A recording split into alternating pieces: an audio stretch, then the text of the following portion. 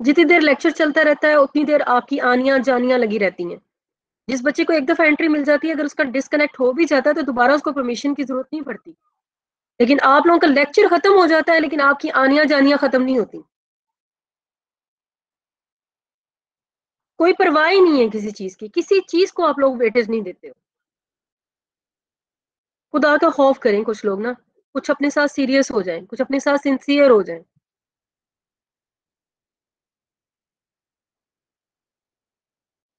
Last topic हमने पढ़ना है आज, और मैंने कहा था मैं आपको समझाऊंगी जितना भी हमने अब तक पढ़ा है, और कुछ डिस्क्रिप्शन रहती है, और बाकी जो है सारी की सारी आप समझे कि ये जो डायग्राम है, मोस्ट ऑफ द टॉपिक जो आपने इस पार्ट में पढ़े हैं मिनरल न्यूट्रिशन की, ये उसका निचोड़ है। यानी कि हमने बात की है इसमें पंप्स की, हमने बात की है चैनल्स की, हमने बात की है कैरियर्स की, और फिर उनकी आगे टाइप्स, इलेक्ट्रोजेनिक, इलेक्ट्रो न्यूट्रल्स, सिम्पोर्टर्स, एंटीपोर्टर्स, ठीक है, पीपीएस, एचपीपीएस की, एचएटीपीएस की। तो इन सब को देखेंगे, और इसके अलावा और कौन सी टाइप के जो हैं वो पंप्स या ट्रांसपोर्टर्स जो हैं वो मौजूद हैं, वो हम देखेंगे। और इस पूरे के लिए ये डायग्राम जो है ये एक समरी के तौर पे काम करती है। अगर आप इस डायग्राम को अच्छे से कर लें तो आपको अलग से रट्टा लगाने की जरूरत नहीं है।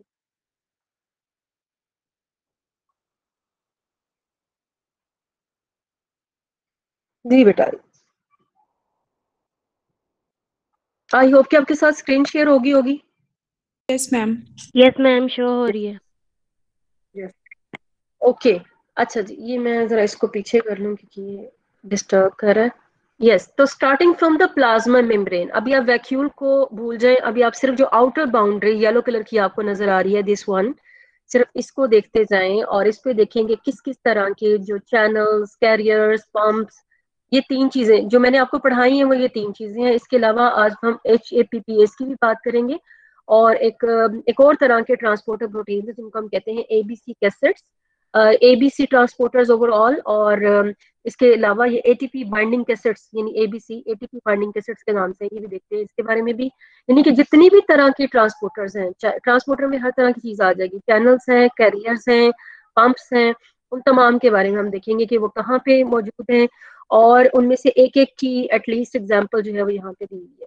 तो starting from the very famous, और जो आपने बहुत दफा पढ़ लिया है, हाइड्रोजन पंप्स जो कि मौजूद होते हैं प्लाज्मा मेम्ब्रेन पे, प्लाज्मा लेमा पे, एंड यू पीपल नो कि वो एक्सक्लूड करते हैं हाइड्रोजन आयन को from the cytosol into the cell wall, और ये तीनों उसी को दिखाए हुए, ठीक है। और ये भी बताया था कि ये मेंटेन करते हैं पीएच को इन द सेल वॉल, और इस काम के लिए ये HATPases जो है वो काम करते हैं, और ये पंप्स हैं क्योंकि ये at the cost of energy जो है ये काम करते हैं।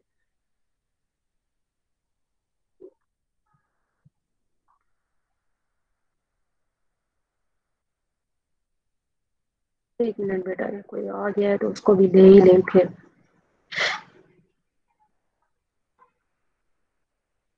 अब मैंने ये डायग्राम के बाद लेट इन करना है, इसके बाद, इससे पहले नहीं करना।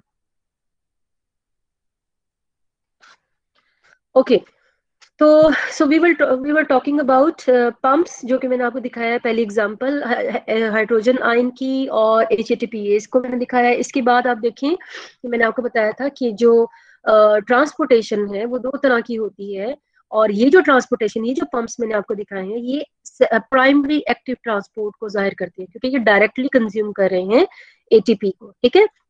ये पंप्स भी हैं, और जो इनकी ट्रांसपोर्टेशन का मीन है that is primary active transport. Now उसके साथ ही जो ऊपर की तरफ आपको नजर आ रहे हैं ये सारे के सारे जो हैं ये सिम्पोर्टर्स के एग्जांपल्स हैं। सिम्पोर्टर्स मैंने आपको बताया था ये ऐसी कैरियर प्रोटीन्स होती हैं, these are not pumps, these are carrier proteins जो कि ट्रांसपोर्ट का काम करवाती हैं, और इसके साथ होने वाली जो ट्रांसपोर्ट है उसको हम कहते हैं सेकेंडरी एक्टिव ट्रांसपोर्ट, ठीक है। क्यों सेकेंडरी एक्टिव ट्रांसपोर्ट है ये हम कल के लेक्चर में बहुत अच्छे से क्लियर कर चुके हैं कि ये डायरेक्टली एनर्जी को कंज्यूम नहीं करते, लेकिन ये हाइड्रोजन आयन की मदद से मूव करते हैं, या कुछ ऐसे आयंस की मदद से मूव करते हैं जो at the cost of energy जो है ऑलरेडी अपना ग्रेडियंट डेवलप कर चुके होते हैं, जिनमें से the very famous is hydrogen ion, but other ions can also be utilised for this purpose, लेकिन ज्यादातर जो है वो हाइड्रोजन आयन इसमें इस्तेमाल होता है। तो हाइड्रोजन आयन को ये अब सेम डायरेक्शन में अगर लेकर जाएंगे तो एंटी, मैंने आपको बताया सिम्पोर्टर्स कहलाएंगे। और यहाँ पे जो मैं आपको दिखा रही हूँ ये सिम्पोर्टर्स की ही एग्जांपल है जो हम प्लाज्मा लेमा पे बात कर रहे हैं।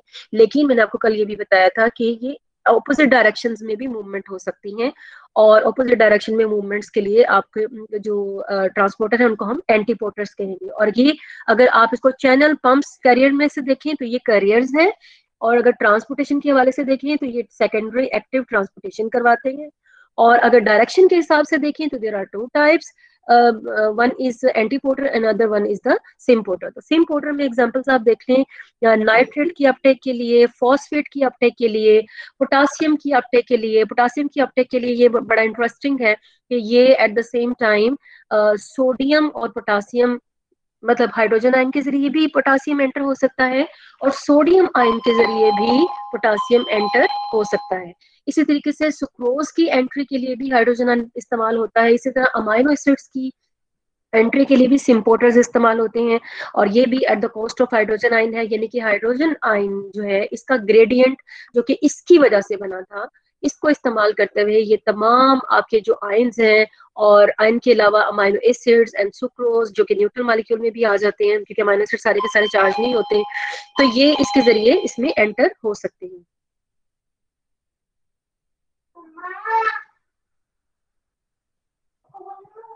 एक मिनट बेटा, मैं भी आती हूँ।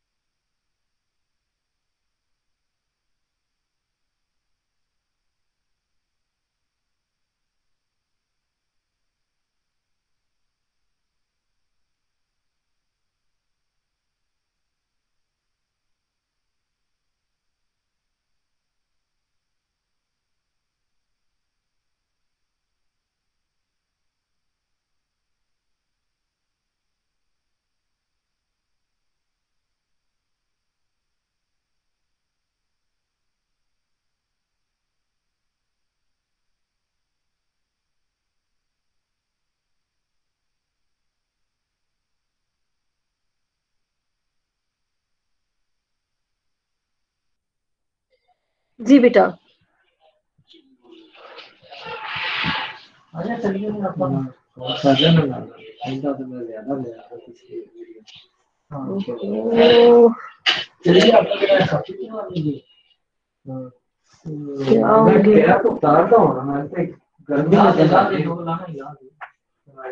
जी बेटा, अच्छा तो मैं बात कर रही थी सिम्पोर्टर्स की, और मैंने आपको बताया कि सिम्पोर्टर्स में आपके पास नाइट्रेट्स हैं, फॉस्फेट है, पोटासियम का है, सुक्रोज का है और अमाइनो एसिड का है।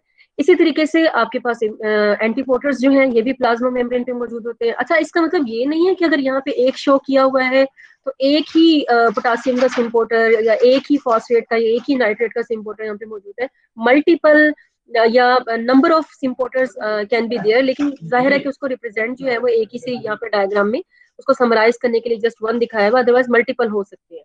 ओके, उसके अलावा बैलेंस नहीं होता कि इतनी रेशो में ये प्रेजेंट होंगे, इतनी रेशो में ये होंगे, या डेफिनेटली सेल टू सेल भी वेरी करेगा बेटा, सेल टू सेल भी वेरी करेगा।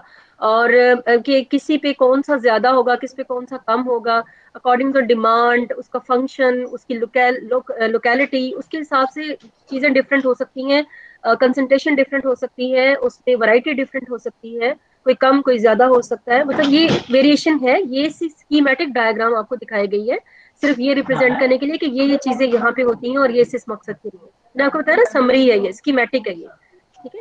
उसके अलावा एंटीपोटर्स में आपको ये कल भी हमने डिस्कस किया था, सोडियम हाइड्रोजन का एंटीपोटर, जिसमें हाइड्रोजन जो है वो इनसाइड मूव करेगा और सोडियम जो है वो इसके बदले में आउटसाइड मूव करेगा। इसी वजह से जब कहते हैं कि सोडियम जो है ये हमारी सॉइल में जब ज्यादा होता है, जब ये इसकी इनटेक होती है, आराम से ये अंदर आराम से जाता है, लेकिन उसको निकालने के लिए जो है ना वो एनर्जी देनी पड़ती है। तो एनर्जी देखिए डायरेक्टली तो यूज नहीं हो रही, but at the cost of hydrogen, क्योंकि ये बाहर निकल रहा है, तो इन अदर वर्ड्स हमारी जो है वो एनर्जी इस्तेमाल हो रही है सेल की, ठीक है।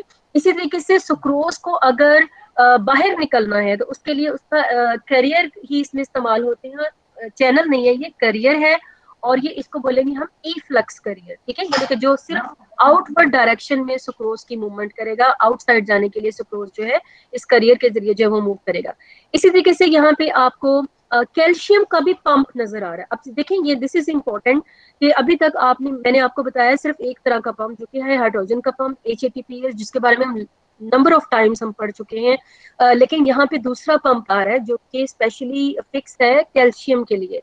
अब काम इसका भी यही है, जैसे हाइड्रोजन निकलता है साइटोसोल से बाहर, तो कैल्शियम, मैंने आपको बताया ना, जब हमने कैल्शियम के बारे में पढ़ा भी था तो मैंने कहा था कि दिस इज वेरी इंपॉर्टेंट। अब आप सिग्नल ट्रांसडक्शन का पूरा चैप्टर पढ़ चुकी हैं, आपने देखा होगा कैल्शियम का हर जगह पे कहीं ना कहीं से जिक्र जो है वो मौजूद था। इसकी इंपॉर्टेंस की वजह से ये हर जगह पे जो है आप कहेंगे इसकी इन्वॉल्वमेंट है, ठीक है। तो कैल्शियम की जो कंसंट्रेशन है इसको सेल के अंदर मेंटेन करना इंतहाई जरूरी है।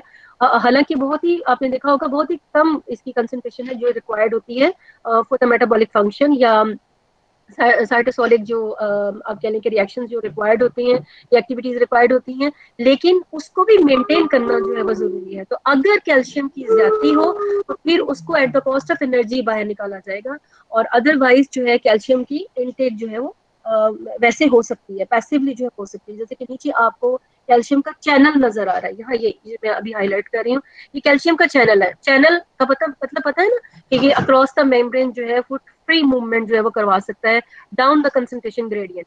तो एंट्री जो है कैल्शियम की, ये जो है वो डाउन द कंसंट्रेशन ग्रेडियंट आराम से पैसिवली अंदर आ जाएगा, लेकिन अगर इसको बाहर निकलना है तो ये पंप के जरिए, कैल्शियम के पंप के जरिए ये बाहर निकलेगा at the cost of energy. Now नीचे जो आपको नजर आ रहे हैं जिनमें से एक को मैंने हाईलाइट किया है मैम, जैसे हमने पहले पढ़ा था, ये जो हम अभी टॉपिक्स पढ़ के आए हैं क्विज में मैम, उन्होंने उसमें हमने पढ़ा था कि कैल्शियम जो है वो इंटरसेलुलर तौर पे भी जो है वो मेंटेन होती है, मतलब वैक्यूल से खुद ब खुद भी रिलीज होती रहती है। तो इंटरसेलुलर चैनल्स की वजह से कैल्शियम के, तो मैम वो यहाँ पे भी होगा बेटा। ये मैं प्लाज्मा लेमा पे अभी पहुंची हूँ। ये अगर आपके क्वेश्चन का आंसर ये है, ये जो वैक्यूल की बात आपने टोनोप्लास्ट की वैक्यूल की बात की है, ये वो है, ठीक है। इसके अलावा वैक्यूल के अलावा ये एंडोप्लाज्म रेटिकुलम में भी स्टोर हो सकता है। जी मैम।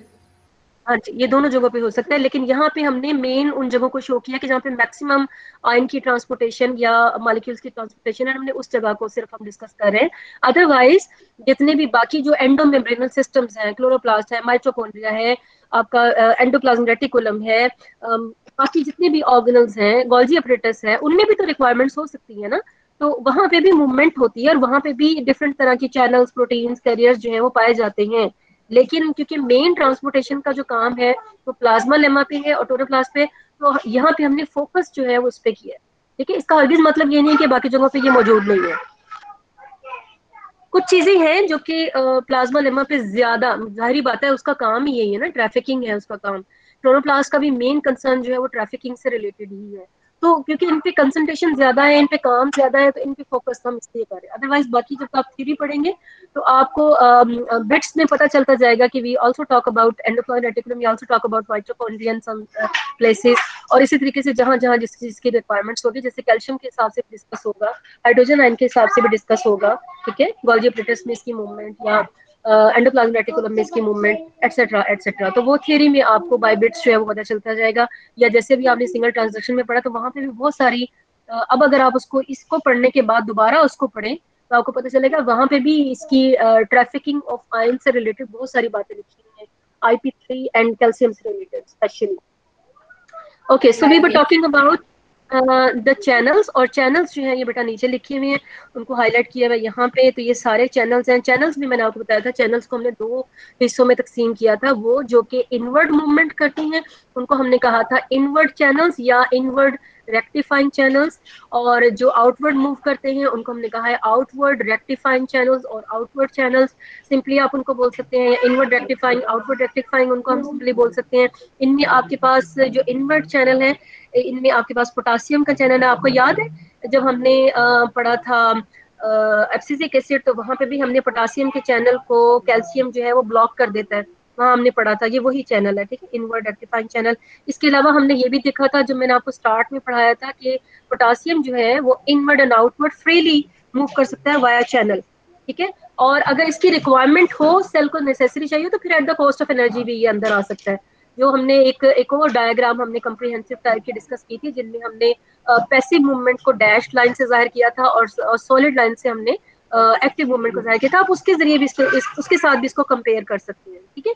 तो ये उसकी बात हो रही है। तो पोटासियम का outward rectifying channel, inward rectifying channel, इसी तरीके से क्लोराइड का आउटवर्ड रेक्टिफाइंग चैनल, वही जिसको ट्रिगर कर देता है कैल्शियम, ताकि क्लोराइड बाहर निकले और स्टोमेटा जो है वो क्लोज हो सके। और इसके तरीके से कैल्शियम का इनवर्ट रेक्टिफाइंग चैनल। तो ये हैं चैनल्स की एग्जांपल्स। अब जैसे मैंने आपको बताया कि ये जो चैनल्स हैं और पंप्स हैं, कैरियर्स हैं, these can also be found on the tonoplast, क्योंकि वहां पे भी lot of trafficking is involved of ions, molecules and neutral ions and amino acids etcetera. इनकी मूवमेंट वहां पे भी इन्वॉल्व है। तो फिर दायरा उस पर भी हम इसको देखेंगे, तो वन बाय वन आप उसको देख सकते हैं। जस्ट लाइक जो आपने पढ़ा है अभी ATPase, यानी कि HATPase, ये टोनोप्लास्ट पर भी पाया जाता है। लेकिन यहाँ पे एक और इम्पोर्टेंट चीज है जो कि आप देख सकते हैं, and this one is, this purple colour is HATPase and this pink colour is pyrophosphate.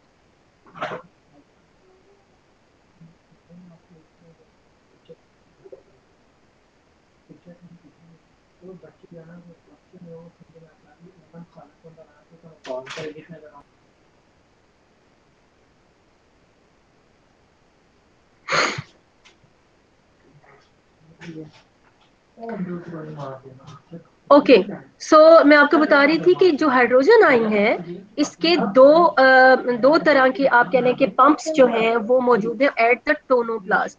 कौन कौन सा? एक ये जो पर्पल कलर का है, जो कि HATPase की तरह का ही है, जैसा कि प्लाज्मा मेम्ब्रेन पे पाया जाता है।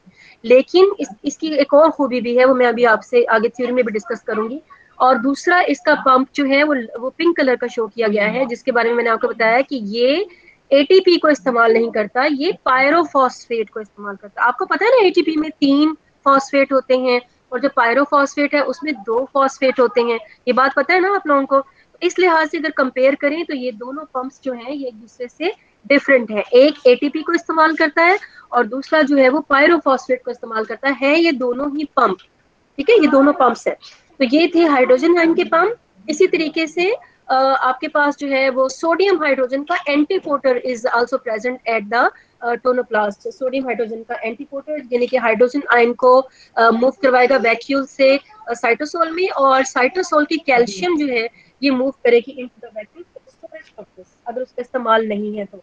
इसी तरीके से मैग्नीशियम का एंटीपोटर भी यहाँ पे मौजूद है, जो कि मैग्नीशियम को मूव करवा रहा है inside the vacuole at the cost of hydrogen. इसी तरीके से एक्सोस्ट यानी शुगर जो है, जिसमें फ्रुक्टोज है, आपके पास ग्लूकोज है, ये जो है ये भी मूव कर सकती हैं with the help of hydrogen ion और एंटीपोटर के जरिए। और सुक्रोज जो कि प्लाज्मा लेमा में भी मौजूद है, इसका भी यहाँ पे जो आप कह लें करियर जो है वो यहाँ पे मौजूद है, जो कि at the cost of hydrogen ion जो है वो मूव करता है। इसी तरीके से बेटा मैंने अब ये तो बातें थी अबाउट दोज थिंग्स जो कि हमने पहले से आप कह लें कि थोड़ी बहुत पढ़ी है, पंप चैनल और ओवरऑल करियर की। लेकिन यहाँ पे खास किस्म के और ट्रांसपोर्टर प्रोटीन्स भी प्रेजेंट हैं, जिनको हम कहते हैं मैंने आपको बताया था एटीपी बाइंडिंग कैसेट्स। एटीपी से ए, बाइंडिंग से बी और कैसेट से सी, ठीक है, एटीपी बाइंडिंग कैसेट्स। और इनको इसी की बुनियाद पर इनका नाम भी लिख दिया गया है ए बी सी ट्रांसपोर्टर्स, यानी को एब्रीवेट करके।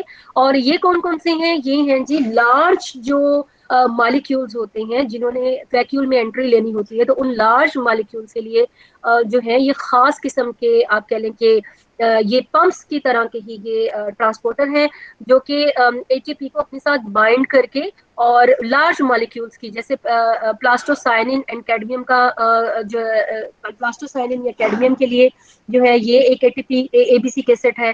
इसी तरीके से ये ग्लूटाथायोन एंथोसाइनिन ने अगर मूव करना है इनसाइड ऑफ द वैक्यूल, तो उसके लिए ये एंथोसाइनिन ग्लूटाथायोन के लिए जो है वो ये एबीसी कैसेट है, जो कि लाइट पिंक कलर में यहाँ पे शो किए गए हैं।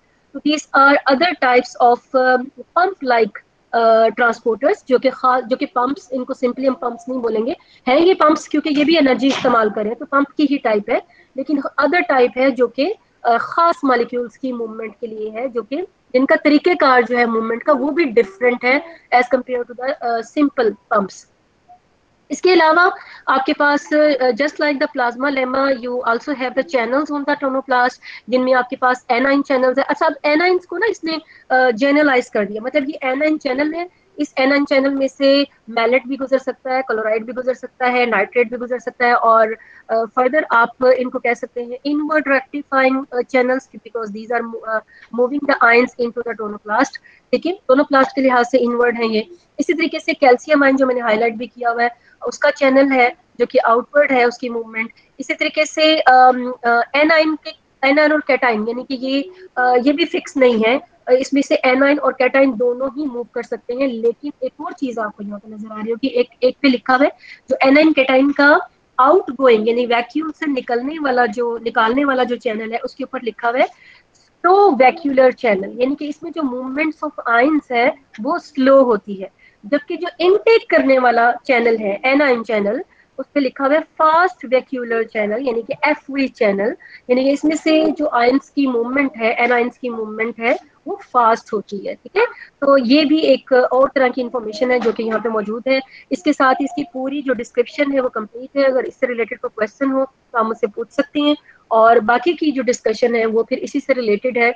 और स्पेशली जिसपे अभी जो हम टॉपिक को जब खत्म कर रहे हैं, तो इस पे हम एम्फेसाइज करेंगे हाइड्रोजन आयन पे, क्योंकि आपने देखा कि हाइड्रोजन आयन के दो तरह के पंप्स हैं, हाइड्रोजन आयन यानी कि प्रोटॉन का पायरोफॉस्फेट वाला पंप और प्रोटॉन का HATPase वाला पंप। तो इन दोनों के बारे में लिखा हुआ है कि वो कहाँ कहाँ पे मौजूद है। जैसे मैंने भी आपको बताया कि ये जो ATP वाला होगा वो ATP को से एनर्जी इस्तेमाल करके और मूवमेंट करवाता है हाइड्रोजन आयन की, और आपने देखा कि वो वैक्यूल में हाइड्रोजन आयन की एंट्री के लिए भी इस्तेमाल हो रहा है, और साइटोसोल से हाइड्रोजन आयन को रिमूव करके सेल वॉल में भेजने के लिए भी इस्तेमाल हो रहा है। इसी तरीके से जो पायरोफॉस्फेट वाला पंप है that is present on the tonoplast, और पॉइंट टू बी नोटेड कि ये सिर्फ प्लांट्स में पाया जाता है। पायरोफॉस्फेट वाला जो ये जो पंप है ये प्लांट्स की टोनोप्लास्ट में ये सब पाया जाता है। और इसमें खूबी क्या है, अभी जो मैं आपसे बात करी थी कि मैं आपको दोबारा बताऊंगी, वो ये जरा नोट कीजिएगा इसको। अगर मैं इसको डिस्कार्ड कर दें इस चेंजेस को किसी तरीके से, जी हो नहीं रही, मैंने कीप कर दी है शायद। अच्छा, ये जरा नोट कीजिएगा, यहाँ पे मैं आपको कह रही थी कि मैं एक और बात भी आपको बताऊंगी, ये नोट कीजिएगा। ये जो टोनोप्लास्ट पे ATP को इस्तेमाल करके हाइड्रोजन आयन को मूव करवाने वाला पंप है। आप नोट करें, इसके साथ लिखा हुआ है 2H पॉजिटिव, यानी कि अगर ये एक ATP इस्तेमाल करता है तो ये 2 हाइड्रोजन आयन को मूव करवाता है into the vacuum. I am talking about the ATP is at tonoplast, not at plasma lemma. वहां पे एक ही हाइड्रोजन मूव होगा at the cost of 1 ATP. मैं टोनोप्लास्ट के ATPase की बात कर रही हूँ कि वो एक ATP की कॉस्ट पे दो हाइड्रोजन आयन को इनसाइड मूव करवाता है। और उसी के कंपैरिजन में we have another type of pump जो कि इस्तेमाल कर रहा है पायरोफॉस्फेट को एज एनर्जी सोर्स। और इसको नोट कीजिएगा कि ये just like the plasma lemma ATPase ये वन हाइड्रोजन आयन को मूव करवाता है at the cost one pyrophosphate. But we also know that ATP has three phosphate, so it has more energy, and pyrophosphate has two phosphate, so it has less energy as compared to ATP.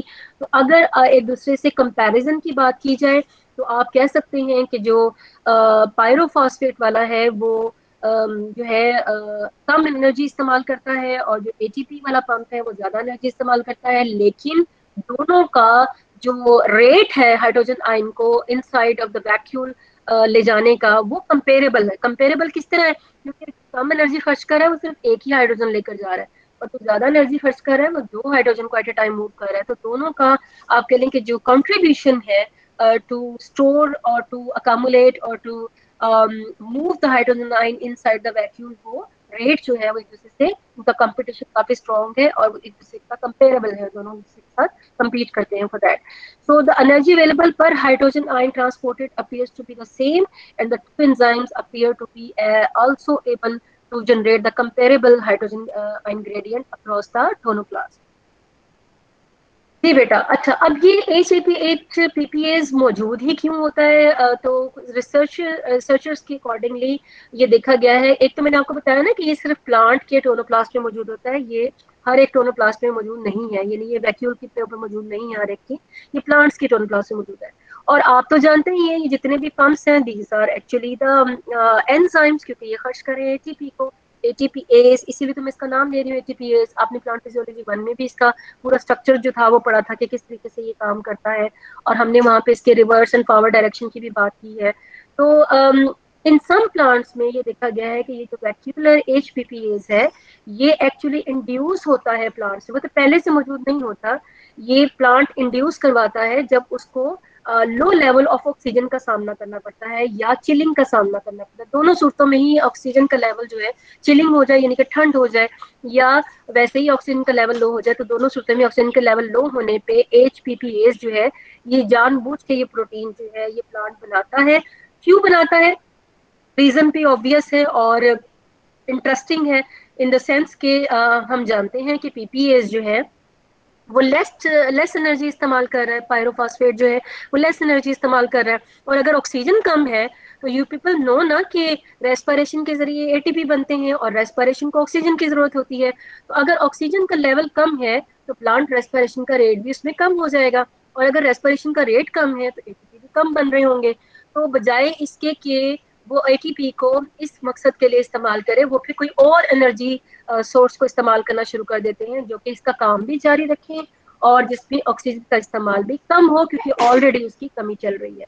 तो जब भी plant को hypoxia की condition होती है या chilling का stress का सामना करना पड़ता है, तो उनमें देखा गया है कि प्लांट का जो मेटाबॉलिज्म है वो अपने आप को इस तरीके से चेंज करता है कि वो पायरोफॉस्फेट के जरिए हाइड्रोजन आयन को जो है वो मूव करवाता है inside of the vacuole. It is also of interest that plant vacuolar HPPase is not found in animals और yeast, ये मैं आपको पहले बता चुकी हूँ।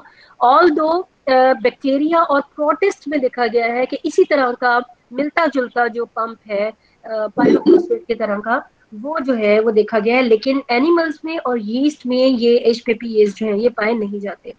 बाकी जो बात है इसमें लिखी हुई स्लाइड में वो ABC बाइंडिंग एसिड्स की लिखी हुई है, ये भी मैं आपको पहले ही बता चुकी हूँ कि लार्ज जो मेटाबोलाइट्स हैं, फ्लेवोनाइड्स हैं, एंथोसाइनिन है, सेकेंडरी प्रोडक्ट्स हैं जो कि अक्सर डिफेंस मैकेनिज्म के लिए इस्तेमाल होते हैं, तो उनकी मूवमेंट के लिए वैक्यूल में स्टोरेज के लिए ATP बाइंडिंग एसिड्स जो है वो इस्तेमाल होते हैं जिनको ABC ट्रांसपोर्टर से शो किया गया है। And transport processes by ATP binding acids जो है ये भी एनर्जी को कंज्यूम करते हैं in the form of ATP, और ये प्राइमरी इलेक्ट्रोकेमिकल पोटेंशियल को इस्तेमाल नहीं करते बल्कि डायरेक्ट ATP इस्तेमाल करते हैं। रिसेंट स्टडीज से हमें पता चला है कि ABC जो ट्रांसपोर्टर्स हैं this can also be found on the plasma membrane, जो पिछली डायग्राम मैंने आपको दिखाई है उसमें ये शो नहीं किया गया, और as well as these ABC acids are also ABC transporters are also found on the mitochondrial membrane. जी बेटा, यहां तक कोई क्वेश्चन है तो आप मुझे बता दें।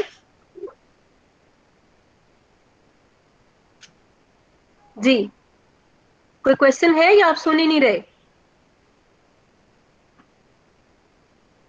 मैम क्वेश्चन ये था कि जो हमने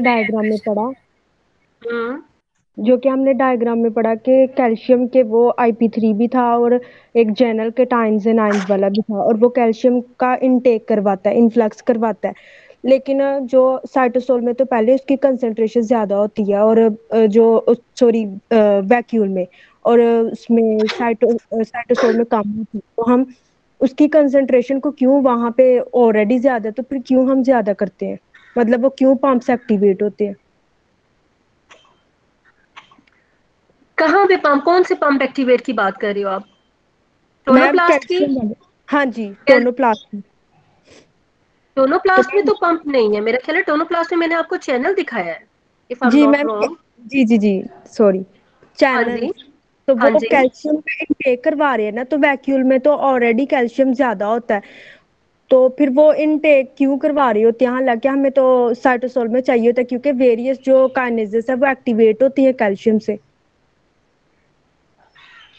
मेरी पहली बात तो ये है खंसा कि आपका क्वेश्चन कोई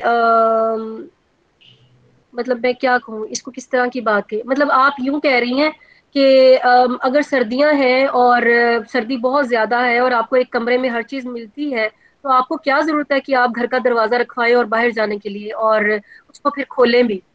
इसकी क्या जरूरत है? तो ये तो कुछ इस तरह का क्वेश्चन है, ठीक है।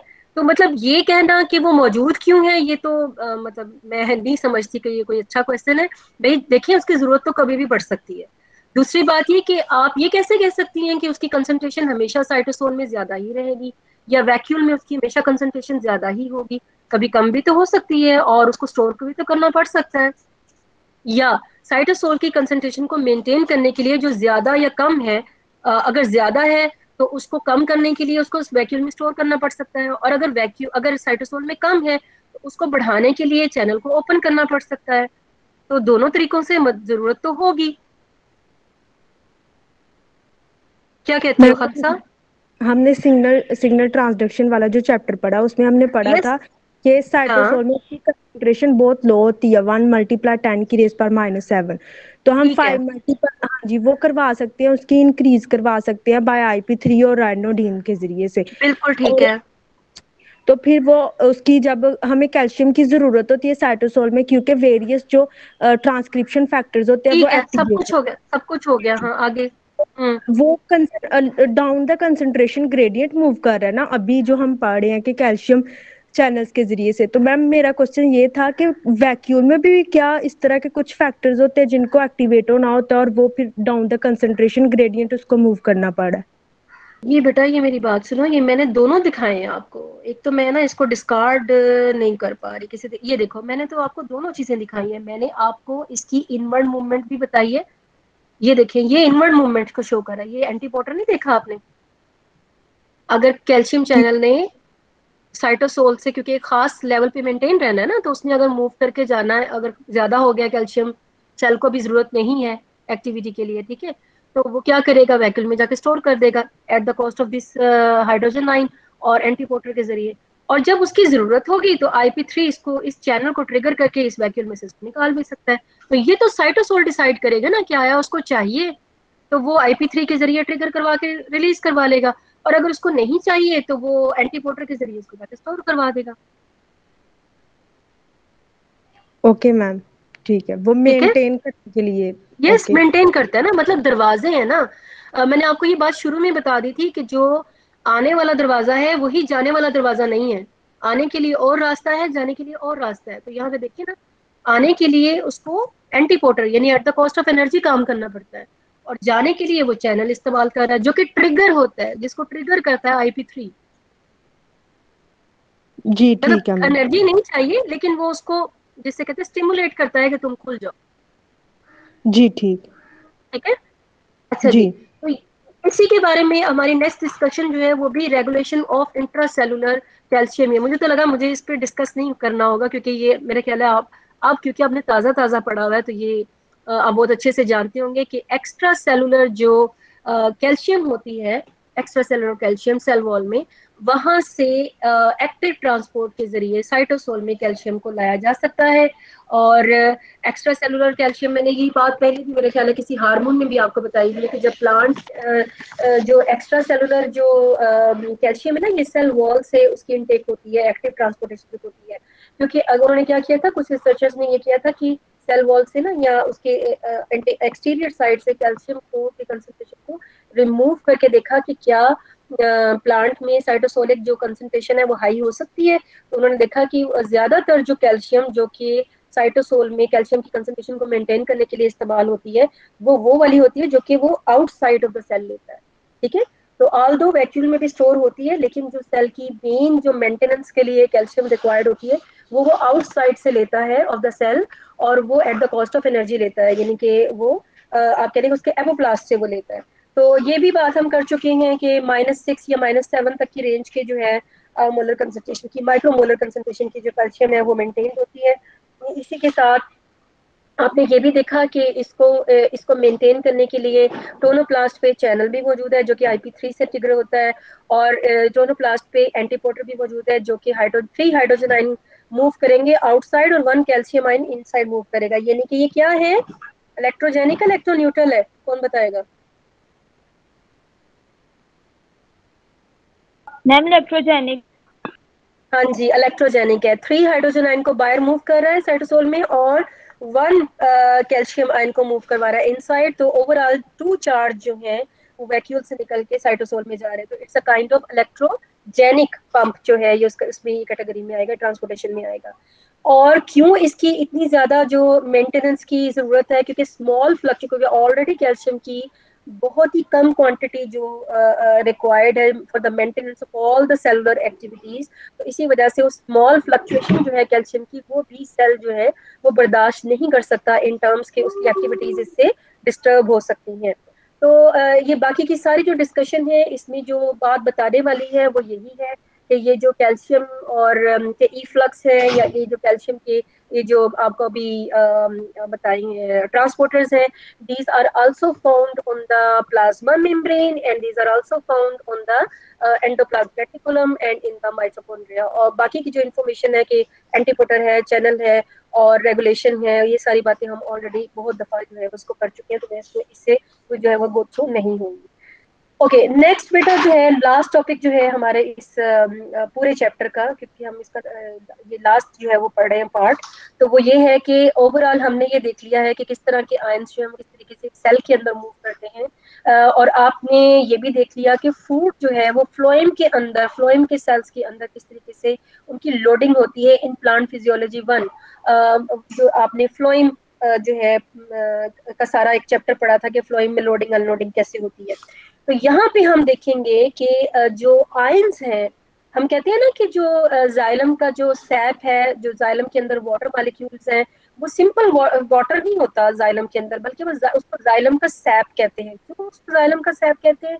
क्योंकि उसके अंदर वाटर के साथ साथ बहुत सारे आयंस भी मौजूद होते हैं। मेनली आयंस जो है वो इसी जाइलम के थ्रू वाटर के साथ आप कह लें कि डाइल्यूट सोल्यूशन की फॉर्म में ये इसकी अपटेक होती है फ्रॉम द रूट, और उसके बाद ये डिस्ट्रीब्यूट होता है towards all the aerial parts and all the other parts of the plant. और मेनली इसकी अपटेक आपको पता ही है कि सॉइल से है आयंस की तमाम की, और वो फिर जाइलम के जरिए जो है वो मूव करते हैं। अच्छा, अब अगर ये जाइलम के जरिए मूव करते हैं तो क्या इसका प्रोसीजर भी बिल्कुल वैसा ही है जैसे उनकी फ्लोएम में लोडिंग अनलोडिंग पड़ी थी, या ये कि ये थोड़ा सा डिफरेंट है? तो before that I explain you with the help of the theory, जैसा कि आपको पता है कि मेरा तरीकेकार होता है कि मैं डायग्राम से पहले समझाती हूँ। तो ये एक एक्सपेरिमेंट है कि जिसमें एक ही रूट है, मतलब ये एक इंटैक्ट रूट है, ये ऐसा नहीं है कि ये यहाँ से कटी हुई है और ये अलग हिस्सा है और ये अलग हिस्सा है। तो ये एक ही रूट है, ठीक है, ये एक पूरी रूट है, और इस रूट का एक हिस्सा जो है उन्होंने सुराख करके एक हिस्सा जो है ये वाला कि एक कंपार्टमेंट में रख दिया है, उस पर रखा हुआ है, और इसमें जो सोल्यूशन है वो रेडियो एक्टिवली लेबल्ड ट्रेसर के साथ है। इसमें जो आपके लिए जो आयंस हैं, जो चीजें हैं, वो रेडियो एक्टिवली लेबल्ड है।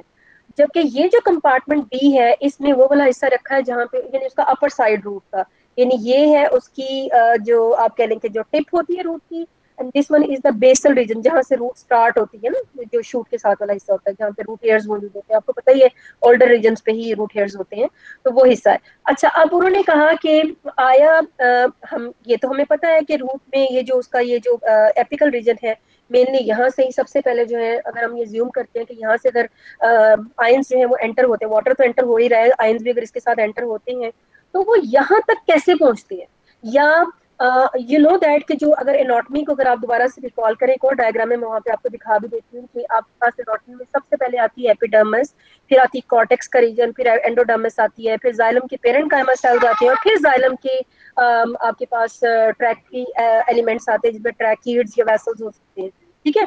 अच्छा, अब क्वेश्चन ये है कि आया ये जो आउटसाइड से इस मीडियम से जो water along with the ions इनके अंदर मूव करता है, वो एपिडर्मिस से एंड कॉर्टेक्स से होता हुआ, एंडोडर्मिस से होता हुआ और जाइलम पेरेन्काइमा से, तो फाइनली यहाँ तक कैसे पहुंचता है, ये हमारा क्वेश्चन, ठीक है। और इसके लिए क्या वही प्रोसीजर है जो हमने लोडिंग अनलोडिंग जो फ्लोएम में पढ़ी है वैसा ही है, या कुछ डिफरेंट है, और क्या ये आयंस की कंसंट्रेशन जो है ये भी वेरी करती है कि ये जाइलम में किस तरीके से पहुंचेंगे, या सबका तरीकेकार सेम है आयंस का जाने का, तो ये हमारा क्वेश्चन है जिसका आंसर हम ये 3-4 स्लाइड्स में देंगे। तो इसके लिए ये एक्सपेरिमेंट सबसे पहले किया गया और इसमें देखा गया जिससे ये पता चला कि जो भी आयंस ये रेडियो एक्टिव लेबल्ड जो यहाँ पे ट्रेसेस थे जिनको यहाँ पे इस सिर्फ कंपार्टमेंट में मौजूद थे, इनकी अपटेक हुई और फाइनली हमने उनको यहाँ से डिटेक्ट किया। उससे हमें ये पता चला कि जो भी चीज कंपार्टमेंट ए में मौजूद थी वो इस रूट के जरिए यहाँ पे पहुंची है और वो जाइलम के सेल्स में पाई गई, उसको वहां पे डिटेक्ट किया गया with the help of some instrument, और इससे ही हमें साबित हुआ कि जो चीज भी यहाँ से एंटर होती है एपिडर्मिस से होती हुई और फाइनली वो जाइलम के सेल्स में पहुंच जाती है और लोडिंग का वहां पे होती है इनकी, ठीक है। ये एक चीज तो ये कंफर्म होगी जो कि हम वैसे तो हम पहले से ही जानते हैं, लेकिन क्योंकि शुरू से हमने देखा है तो इसलिए इसको दोबारा से डिस्कस किया। नाउ व्हाट हैपेंड नेक्स्ट, और इसके लिए क्या डिफरेंट आयंस की स्ट्रेटेजी डिफरेंट है, क्या तमाम के तमाम जो आयंस हैं, आपने देखा था ना फ्लोइम में कि at the cost of energy जो है फूड पार्टिकल्स जो है वो मूव करते हैं from the subsidiary cells to the आप कह लें कि फ्लोइम के जो सेल्स हैं उनके अंदर, तो आप जानते हैं कि जाइलम के साथ भी पेरेन्काइमा सेल्स होते हैं, और आपने ये भी देखा होगा कि जो फ्लोइम के सेल्स हैं अगर मैं रॉन्ग नहीं हूँ तो वो जाइलम की निस्बत ज्यादा लाइव है, ठीक है। उनके अंदर माइटोकॉन्ड्रिया होते हैं, ये क्वेश्चन भी मैंने दिया था आपको पेपर में कि जो फ्लोएम के अंदर कौन से सेल्स हैं, कौन से ऐसे ऑर्गेनल्स हैं जो रोटेट करते हैं, ठीक है। तो माइटोकॉन्ड्रिया उनमें मौजूद होते हैं, एंडोप्लाज्म रेटिकुलम मौजूद होते हैं।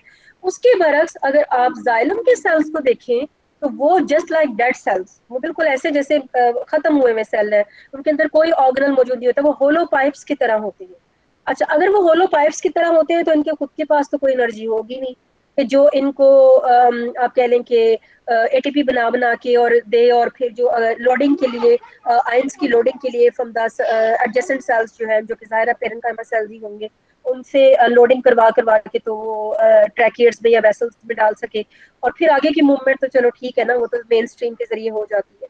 लेकिन व्हाट अबाउट के फर्स्ट टाइम जब वो ट्रैकियड या वेसल्स के सेल में एंटर होता है आयन, उसकी एंट्री क्या at the cost of energy है, और अगर एनर्जी की कॉस्ट पे है तो एनर्जी उसको कौन देता है, और अगर एनर्जी की कॉस्ट पे नहीं है तो पैसिवली कैसे मूव करते हैं, और यहाँ तक पैसिवली कैसे मूव करते हैं, क्या किसी जगह पे एक्टिव किसी जगह पे पैसिव मूवमेंट है, तो क्या स्टोरी है, इसको रिवील करने के लिए ये सारी डिस्कशन है। और इसमें जो मेन जो इसका जो कंक्लूजन है पहले मैं वो आपको बता दूं, फिर उसके बाद मेरे ख्याल आपको समझना आसान हो जाएगा, वो इस डायग्राम में है कि जितनी भी मूवमेंट है ये आउटसाइड रीजन है, ठीक है, जहां से एंट्री होनी है इनटू द आप कह लें कि रूट के सेल्स में। अब हम जानते हैं कि जो बैरियर एंडोडर्मिस का के अंदर कैस्पेरियन स्ट्रिप्स ने बनाया हुआ है वाटर को इम्परमिएबल करने के लिए, वही बैरियर आयंस की इम्परमिएबिलिटी के लिए भी तो यूज होगा। तो अगर हम ये कहें कि ions along with the water molecules passively move करते हैं into the epidermis, into the cortex, into the endodermis and then into the xylem, तो इट इज नॉट पॉसिबल, क्योंकि एंडोडर्मिस पे जाके इन बैरियर्स की वजह से पैसिव मूवमेंट जो है वो रुक जाती है। ये सेल जिसको हम कहते हैं सिम एपोप्लास्ट मूवमेंट जो है वो जारी नहीं रह पाएगी एंडोडर्मिस में कैस्पियन स्ट्रेस की वजह से। तो just like the water molecule, इनको किसी एक जगह पे एनर्जी को लाजमी खर्च करना पड़ेगा। Now what is that place कि जहाँ पे एनर्जी को लाजमी खर्च करना पड़ेगा, तो उसके बारे में बेटा डिफरेंट थ्योरीज हैं।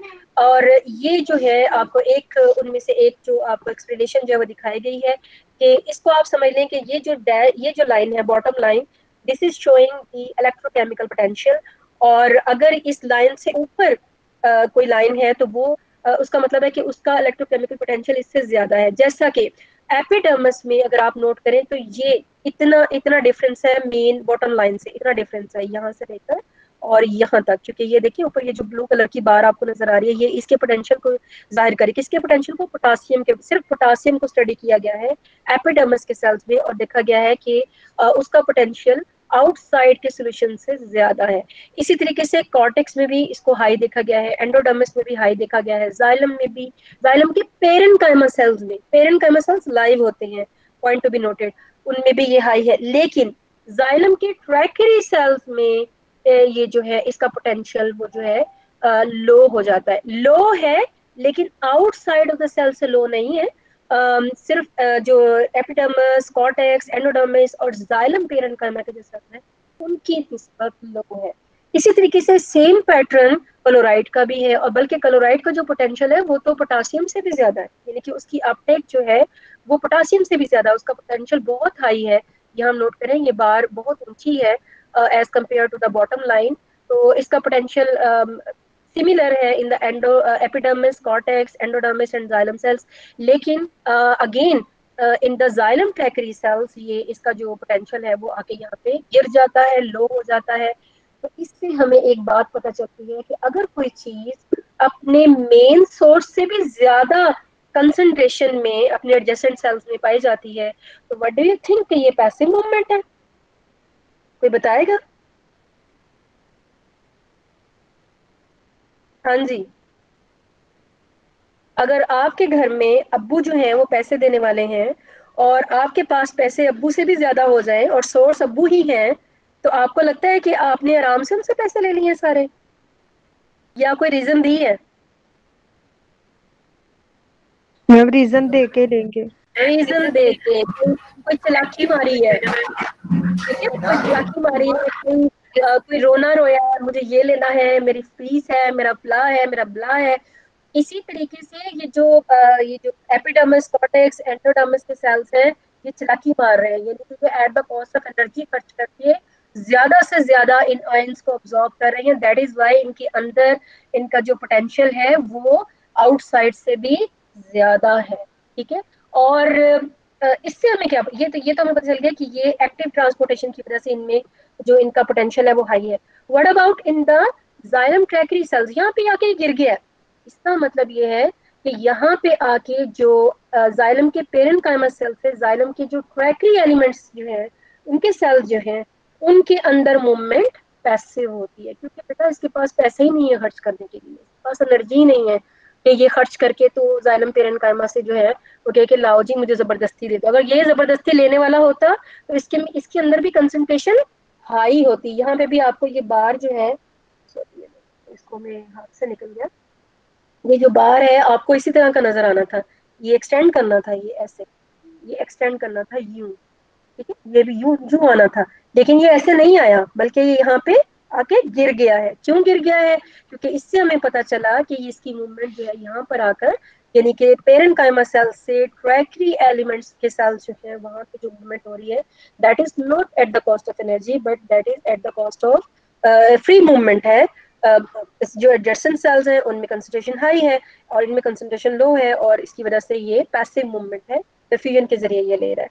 तो इस पूरी जो डिस्कशन है उसका खुलासा ये है कि जाइलम के सेल्स तक जो पहुंचने की स्टोरी है आयंस की आउटसाइड या सोल्यूशन से या सॉइल से, वो ये है कि वो वहां से एक्टिव ट्रांसपोर्टेशन के जरिए किसी ना किसी एक मरहले पे एक्टिव ट्रांसपोर्टेशन जरूर होती है।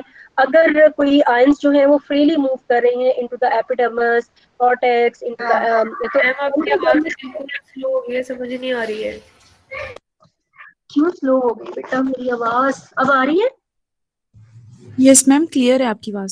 अच्छा, तो एंडोडर्मिस जो है वो एक ऐसी जगह है कि जहां पर जाकर लाजमन लाजमन उनको एनर्जी अपनी खर्च करनी पड़ेगी। अगर बाकी सेल्स में वो पैसिवली आ भी रहे हैं, एपोप्लास्ट के जरिए आ भी रहे हैं, तो एंडोडर्मिस में उनका एपोप्लास्ट पाथवे जो है वो ऑब्स्ट्रक्ट हो जाएगा, उसमें हर्डल आ जाएगा और यहाँ पे उसको एनर्जी खर्च करके सेल के ल्यूमन में एंटर होना पड़ेगा प्लाज्मा मेम्ब्रेन को क्रॉस करके, और उसके बाद की मूवमेंट जो है वो फ्री हो सकती है और उसके बाद जो है वो आगे चल सकती है। या अगर नहीं तो शुरू में ही एपिडर्मल सेल्स में ही एक्टिव ट्रांसपोर्टेशन के जरिए इनकी कंसंट्रेशन को हाई किया जा सकता है, ल्यूमन में आ सकते हैं ये, और उसके बाद ये फिर आगे ल्यूमन में आ गए तो फिर तो आपको पता है कि सिम्प्लास्ट के जरिए कहीं भी जा सकते हैं, फिर तो कोई मसला ही नहीं है।